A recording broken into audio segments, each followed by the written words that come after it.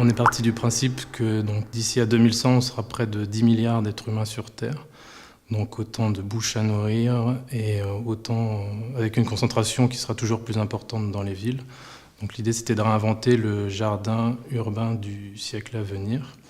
Donc qui soit à la fois plaisant et toujours une pause au sein de la ville et en même temps qui ait une fonction nourricière et donc qui retrouve une utilité avec des végétaux qui soient à portée de main, comestibles et avec une grande diversité. On a pour ça des fleurs comestibles, des feuilles comestibles, mais aussi des fruits. Et donc le jardin s'inspire à la fois du concept de la crusine, c'est-à-dire la consommation d'éléments, on va dire, bruts, qui conservent tout leur potentiel énergétique, et également des principes de la permaculture.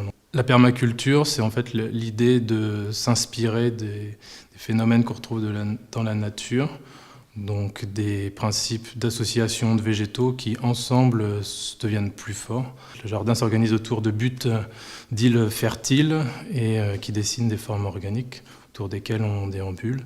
Et sur certaines, d'ailleurs, on peut s'asseoir, s'allonger et venir picorer des fleurs à portée de main. Donc une grande diversité aussi qui marque ce jardin. On retrouve aussi un élément essentiel un peu de la permaculture, des éléments phares emblématiques de la permaculture, qui est la spirale des aromatiques. Ce qu'on a voulu mettre en avant dans le jardin, c'est, outre le fait que le jardin soit un lieu de plaisir, de déambulation, où on peut s'asseoir, se reposer, faire une pause justement dans notre quotidien toujours plus rapide et toujours plus pressant. C'est également de pouvoir se poser, d'admirer ce qui nous entoure, mais également de pouvoir, à portée de main, déguster des choses telles que des fruits, des fleurs ou des feuilles comestibles.